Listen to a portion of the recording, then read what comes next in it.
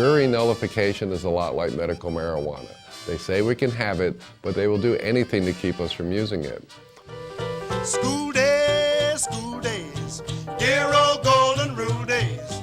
Reading and writing and arithmetic, taught to the tune of a hickory stick. You were my girl in calico, and I was your silly bashful beau. Aloha, my name is Brian Murphy. I am the Director of Maui County Citizens for Democracy in Action.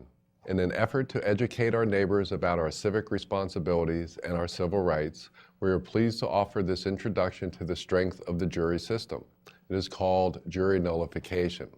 Jury nullification is a process whereby a jury in a criminal case effectively nullifies the law by acquitting a defendant regardless of the weight of evidence against him or her.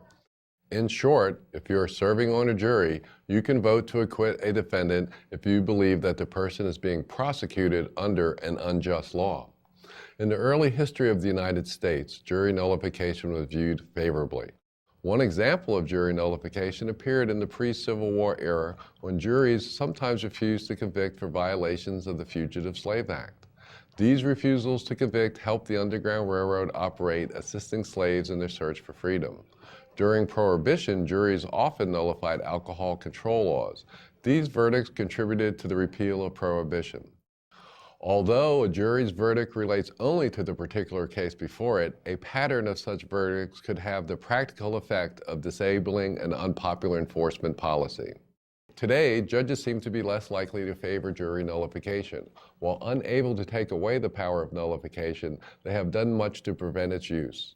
The big question is this: is it fair to have a defendant's fate depend upon whether that particular jury knows it has the power to nullify? On behalf of Maui County Citizens for Democracy in Action, mahalo. And hurry back to school, and hurry.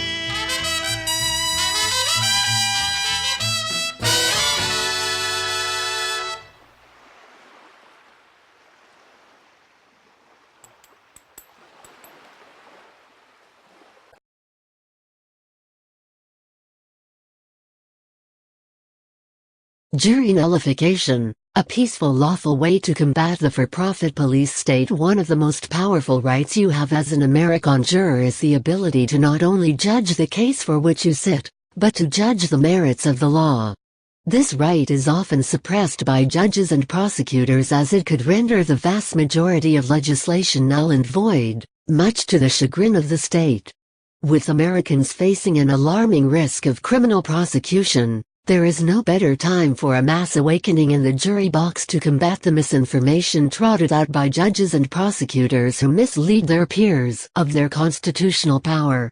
This part of the police state has a weakness that can be infiltrated.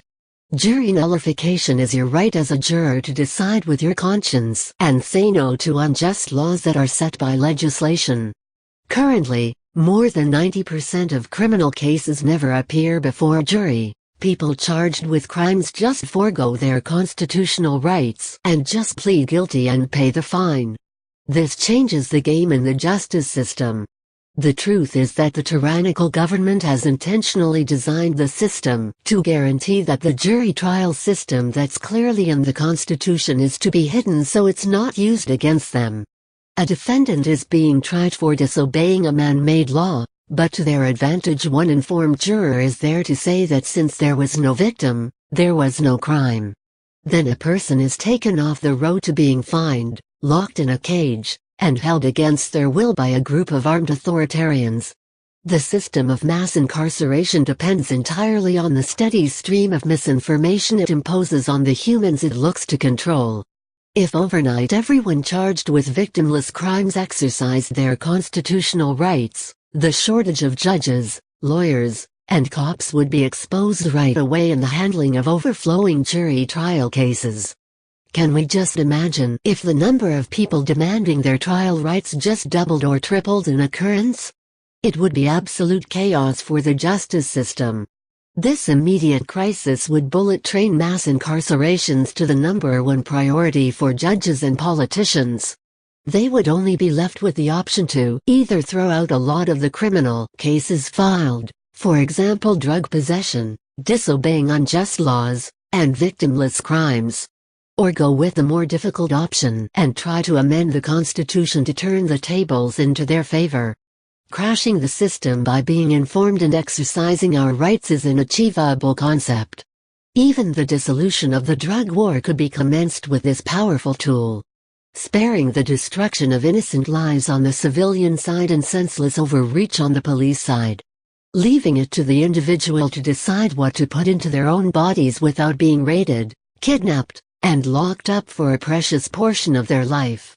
The advocating for jury nullification concerns local prosecutors, therefore supporters of jury nullification in several U.S. cities have raised the ire of many judges and prosecutors. So scared of the distribution of knowledge pertaining to jury nullification being presented, judges have had some activists arrested. Government fearing we the people is the direction that the wind needs to blow. Jury nullification without a doubt gets under the skin of judges, prosecutors, and all the petty tyrants. The jury nullification process is also one of the last strongholds of freedom that we have in our technocratic-driven society. With this spear, and millions of citizens willing to unleash them, then maybe we'll really be defined as land of the free. Clay Conrad's book, Jury Nullification, The Evolution of a Doctrine, is described as the most important book on the independence of juries since Lysander Spooner's trial by jury in 1852. It is extremely researched and balanced. The Fully Informed Jury Association also provides a large amount of resources, links, and up-to-date information on the rights and responsibilities of jury duty. The second President of the United States, John Adams, said in 1771, "It's not only the juror's right, but his duty, in that case, to find the verdict according to his own best understanding, judgment, and conscience, though in direct opposition to the direction of the court." In the case United States v. Moylan, 417 F.2D1006, 1969, if the jury feels the law is unjust, we recognize the undisputed power of the jury to acquit, even if its verdict is contrary to the law as given by a judge, and contrary to the evidence. If the jury feels that the law under which the defendant is accused is unjust, or that exigent circumstances justify the actions of the accused, or for any reason which appeals to their logic or passion, the jury has the power to acquit, and the courts must abide by that decision. Alan Shefflin and John Van Dyke wrote Jury Nullification, The Contours of a Controversy, Law and Contemporary Problems, 43, NO.4, 1980. The arguments for opposing the nullification instruction are, in our view, deficient because they fail to weigh the political advantages gained by not lying to the jury. What impact will this deception have on jurors who felt coerced into their verdict by the judge's instructions and who learn, after trial, that they could have voted their consciences and acquitted? Such a juror is less apt to respect the legal system. The late Justice William C. Goodloe (1919–1997) of the Washington State Supreme Court, an advocate of jury nullification, strongly suggested that this instruction be given by judges to all juries in criminal cases. You are instructed that this being a criminal case you are the exclusive judges of the evidence, the credibility of the witnesses and the weight to be given to their testimony, and you have a right also to determine the law in the case. The court does not intend to express any opinion concerning the weight of the evidence, but it is the duty of the court to advise you as to the law, and it is your duty to consider the instructions of the court. Yet in your decision upon the merits of the case you have a right to determine for yourselves the law as well as the facts by which your verdict shall be governed. Filed under 1969, 417 F.2D1006, Clay Conrad, Fiji.org, For-Profit Prisons, Fully Informed Jury Association, Jess Fields, John Van Dyke, Jury Nullification, Justice William C. Goodloe, Lysander Spooner, Police State, Ron Paul, Texas Freedom Grounds, United States v. Moylan. Post navigation left arrow. A house built on all donations ***video ***. Leave a reply.